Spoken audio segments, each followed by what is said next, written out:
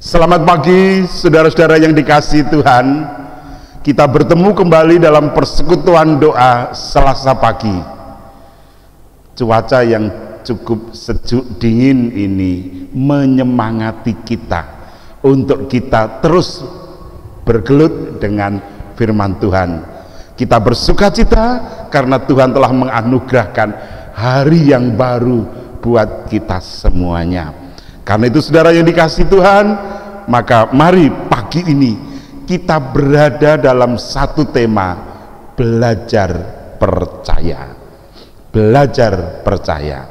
Kita angkat dulu satu pujian pagi ini dari Kidung Jemaat 417 bait pertama dan kedua.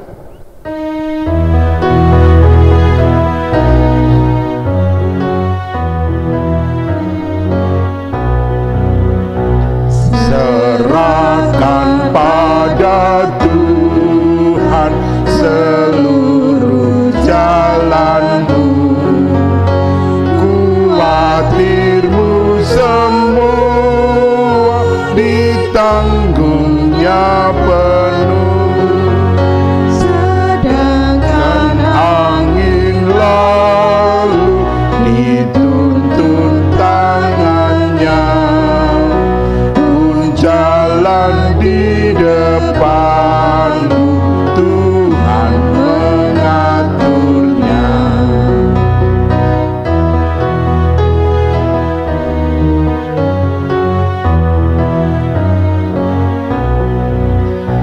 Hendaklah kau percaya kepada Tuhanmu, niscaya kau bahagia, kerjamu pun teguh, usahamu sendiri takkan menolongmu, Tuhanmu mengingini doamu yang tekun.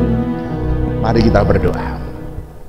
Ya Tuhan, terima kasih pagi ini Engkau sudah memberikan kesegaran kepada kami semuanya, hingga kami telah siap untuk mengikuti pelayanan persekutuan doa Selasa pagi. Terima kasih Bapa. Kami juga bersyukur oleh karena Engkau sudah menganugerahkan hari yang baru buat kami semua, sehingga di hari yang baru ini kami bersukacita untuk kami siap bekerja dengan sungguh beralaskan firman-Mu, sehingga kami bekerja mewujudkan kasih dan mencukupkan kebutuhan keluarga di dalam sukacita kepadamu. Terima kasih Bapa untuk menjadi dasar hidup kami. Malam tadi kami sudah tidur nyenyak dan bangun pagi ini dengan kami diingatkan oleh firman-Mu, dan firman-Mu yang kami renungkan pagi ini kiranya Engkau meteraikan dalam hati kami, supaya kemanapun kami jalan firman-Mu sungguh menjadi tongkat dan pelita bagi langkah-langkah kami. Terima kasih Bapa. Roh-Mu yang kudus menaungi kami dan mengurapi kami. Dalam segala kelemahan kami berserah penuh kepadamu. Di dalam Tuhan Yesus Kristus kami berdoa Bapa. Amin. Terima kasih. Pagi ini kita semua sudah disegarkan dengan satu pujian tadi. Serahkan pada Tuhan seluruh jalanmu. Nah, dengan diantarkan pujian itu kita akan merenungkan sabda Tuhan dari Injil Markus. Injil Markus yang akan kita baca di bab 16 ayat yang ke-14. Demikian. Akhirnya ia menampakkan diri kepada ke-11 orang itu ketika mereka sedang makan, dan ia mencela ketidakpercayaan dan kedegilan hati mereka, oleh karena mereka tidak percaya kepada orang-orang yang telah melihat dia sesudah kebangkitannya. Amin. Saudara yang dikasihi Tuhan, Pagi ini kita akan merenungkan satu kata pertama, ke-11 murid itu. Waktu itu setelah Yesus bangkit, memang murid Yesus tinggal 11 orang. Loh kan 12, iya. Satu dalam diri Yudas sudah mati karena bunuh diri, gantung. Gitu. Tinggal 11. Nah, yang 11 ini ternyata sulit untuk mempercayai berita bahwa Yesus sudah bangkit dan bertemu banyak orang. Memang yang pertama kali ditemui Yesus bukan ke-11 murid itu, tetapi justru Maria Magdalena dan Maria yang lain. Setelah itu baru 2 orang yang berjalan keluar kota, yakni ke Emmaus, dan memberitakan di situ sesungguhnya sudah bertemu dengan Simon. Tetapi ternyata para murid ini nggak percaya. Para murid ini tidak begitu mudah untuk mempercayai berita-berita bahwa Yesus sudah bangkit oleh wanita-wanita tadi, oleh banyak orang. Dia masih ragu-ragu 11 murid ini. Nah, karena itulah maka 11 murid dipanggil oleh Tuhan untuk belajar percaya terhadap orang lain. Ojo ngremehke liyan. Jangan memandang remeh orang lain. Belajarlah percaya terhadap orang lain, karena orang lain tentu juga bisa dipakai oleh Tuhan untuk mengingatkan kita, untuk percaya kita. Nah, saudara yang dikasihi Tuhan, Injil Markus yang kita baca di pasal 16 ayat 14 ini menerangkan kepada kita sederhana. Akhirnya, nah, setelah sekian lama bertemu dengan banyak orang, akhirnya Yesus juga menemui ke-11 murid. Loh, kenapa Yesus kok menemui setelah orang? Tentu ada maksudnya. Maksudnya apa?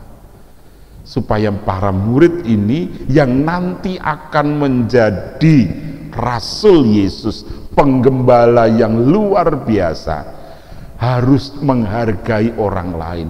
Dia harus belajar mempercayai umat. Dia harus belajar mempercayai orang lain. Dan karena itulah maka Yesus sengaja menjumpai dan menemui para murid ini belakangan, tidak yang pertama. Supaya apa? Supaya para murid ini lebih rendah hati, tidak sombong, tidak angkuh. Nah, karena itu sudah yang kasih, kita akan renungkan dulu di sini.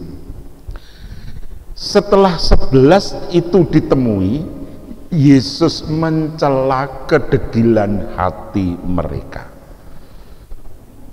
Degil, wis bodoh ning ora gelem sinau, ngeyelan, wah ora ono pilihane blas. Gitu kan. Kadang-kadang nek kita mendengar gojekan wis ngeyel, bodoh, ngentutan sisan gitu ya. Nah, ini para murid juga begitu ditegur oleh Yesus. Kamu itu degil, kamu nggak mau percaya kepada berita yang sudah kamu, padahal kamu nanti akan menjadi pemimpin. Nah, pemimpin harus bisa menghargai umatnya. Nah, karena itulah kamu harus belajar percaya. Dari sini kemudian Yesus memberikan pemahaman, teguran yang mengasihi, menyelamatkan para murid itu. Dari peristiwa itu, saudara yang kasih Tuhan, kita melihat bahwa ada rancangan yang indah dari Tuhan Yesus untuk para murid, yang itu harus terwujud. Nah, bagaimana dengan kita semua, saudara yang dikasih Tuhan? Pagi ini kita akan melihat makna dari perjumpaan Yesus dengan 11 murid itu. Yang pertama, mari kita belajar percaya, belajar mempercayai orang. Kenapa? Kalau para murid ditegur oleh Yesus tentang kedegilan hatinya, Karena para murid itu meremehkan wanita-wanita itu, karena para murid juga meremehkan orang lain. Nah, ini yang tidak diperkenan oleh Tuhan Yesus. Karena siapapun dia bisa dipakai oleh Tuhan untuk menjadi saksinya. Ingat, ketika Yesus berjalan dari Yeriko menuju ke Yerusalem melalui Betfage dan Betania, ketika orang mengeluh-elukan, guru itu lihat semuanya pada apa yang dijawab Yesus. Kalau orang-orang itu tidak memuliakan Allah, maka batu-batu ini yang akan memuliakan Allah. Jadi Allah bisa pakai batu-batu apapun supaya mewartakan kasih-Nya. Nah, demikian juga kita hari ini, mari kita juga belajar mempercayai orang lain, belajar bahwa orang lain juga bisa dipakai oleh Tuhan. Saudara yang dikasihi Tuhan, seringkali saya menerima WA atau Pak, tolong dinilai renungan saya ini gimana. Saya mengatakan bahwa secara pribadi saya pantang untuk menilai renungan seseorang. Kenapa? Karena saya meyakini bahwa dalam renungan seseorang itu pasti ada pelajaran yang bisa saya ambil. Pasti ada pelajaran terbaik. Karena apa? Karena setiap orang punya pemahaman masing-masing, punya cara pandang yang berbeda-beda, punya cara berpikir yang beda-beda. Nah, karena itu setiap orang yang membawakan renungan, saya menghargainya penuh dan saya belajar dari situ. Saya percaya pasti ada maksud Tuhan yang terbaik yang disampaikan oleh orang itu. Nah, karena itu saya tidak mau menilai. Kalau saya ditanya gimana menurut saya, bagus. Lah bagusnya di mana? Karena saya itu pasti ada hikmahnya, pasti ada pelajaran yang bisa saya ambil dari situ. Siapapun dia yang berbicara, kalau dia dipakai Tuhan, saya meyakini bahwa dia dipakai oleh Tuhan, maka di situ saya bisa memetik pelajaran yang indah. Nah, dari sini saudara, mari kita belajar percaya. Jadi kesimpulan saya, mari kita jangan hanya melihat penampilan seseorang, oh yang pandai orasi, oh bagus. Kalau hanya itu, saudara sudah mendapat upahnya karena Anda puas mendengar orang berorasi. Tetapi Tuhan menghendaki lebih jauh lagi, apa? Belajar tentang firman yang disampaikan. Firman Tuhan itu bak pedang bermata dua yang sangat tajam. Siapapun bisa kena pedangnya itu. Nah, karena itu mari kita juga belajar mempercayai orang lain yang kita yakin juga dipakai oleh Tuhan. Yang kedua, saudara yang mari kita juga belajar rendah hati.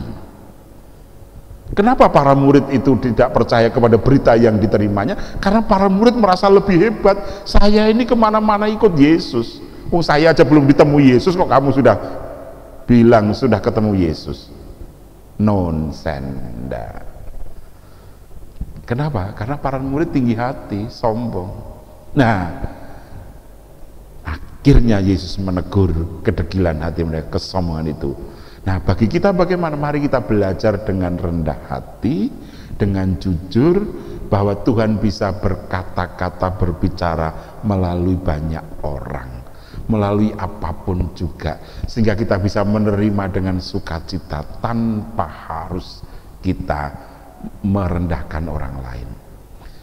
Apapun pekerjaan kamu, apapun pelayanan kita, kalau kita merendahkan orang lain, sebenarnya kita sedang tidak mampu untuk melakukan tugas itu. Ya, apapun itu. Jadi kalau kita sebenarnya merasa iri kalau orang lain bisa.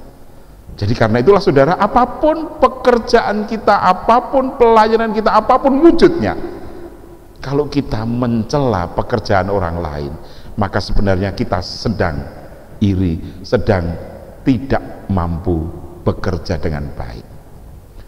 sedang tidak berdaya. Nah, karena itu mari dengan rendah hati kita juga bisa belajar dari situ, supaya melalui orang lain kita dibangun.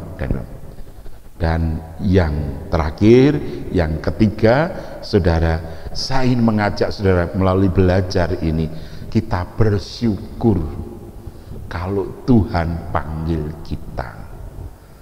Mari kita bersyukur kalau Tuhan memanggil kita. Supaya apa? Supaya kita punya kekuatan untuk bekerja dengan sungguh. Kita berdoa dengan tekun. Kita menyerahkan diri penuh kepada Tuhan, supaya dalam kejujuran dan kerendahan hati kita mempersilahkan Tuhan mengajar kita, mendidik kita, dan memperbaharui kita, sehingga dengan demikian kita akan giat bekerja, mencukupkan kebutuhan keluarga, dan dari situ kita bisa bersyukur kepada Tuhan melalui persembahan yang kita tidak pura-pura. Kita tidak jatuh dalam kelamisan, ya, tetapi kita senantiasa memuliakan Allah dengan ya dan amin, sungguh dan bersyukur, amin. Mari kita berdoa. Bapa Surgawi, terima kasih pagi ini Engkau mengingatkan kami bahwa siapapun bisa dipakai oleh Tuhan dan dalam kondisi apapun. Dan karena itu Bapa, Engkau memanggil kami untuk kami belajar menghargai orang lain, kami belajar menempatkan orang lain lebih utama dari diri kami, sehingga dengan demikian kemuliaan Tuhan terus terjadi. Ampunkan ya Bapa, selama ini kami dibelenggu oleh kesombongan kami. Ampunkan kami semuanya Bapa. Pagi ini kami menyerahkan seluruh kehidupan kami, anak-anak kami yang berangkat bekerja, berangkat belajar, kami semua yang mulai pekerjaan pagi ini, Tuhan mampukan supaya kami semua bisa mewujudkannya dengan baik. Berkati orang tua kami, berkati anak-anak kami, berkati sesama kami, tetangga kanan kiri kami, dan berkati seluruh jemaat Tuhan, supaya melaluinya tubuh Kristus terus dibangun. Terima kasih Bapa, Engkau berkati seluruh karya dan pelayanan yang kami lakukan, supaya semua bisa memuliakan Tuhan. Bangsa dan negara kami Tuhan berkati supaya bisa dengan aman, damai, bisa menjaga keutuhan dan kebersamaan di antara kami semuanya. Kami sadar akan kelemahan kami, kiranya Tuhan ampunkan. Doa syukur kami mohon kepada Bapa, di dalam satu nama Tuhan kami Yesus Kristus, dan berkat kasih dan damai sejahtera Tuhan Yesus Kristus dan kasih Allah serta penyertaan Roh Kudus menyertai saudara pagi ini sampai selama-lamanya. Amin. Mari kita akhiri dengan Kidung Jemaat 417 bait ke-7 dan ke-8.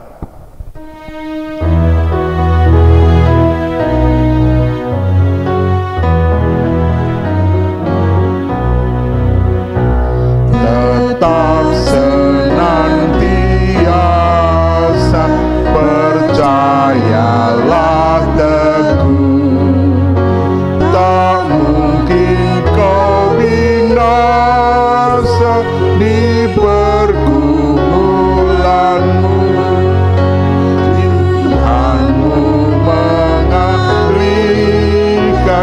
yang paling susah pun menjadi kebajikan di jalan hidupmu.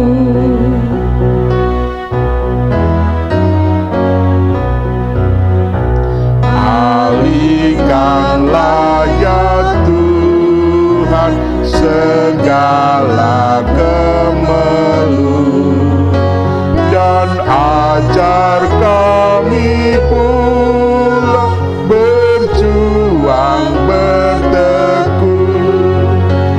Setia kau menjaga, membimbing umatmu di dalam perjalanan menuju Terima kasih, sampai bertemu nanti malam jam 7. Amin.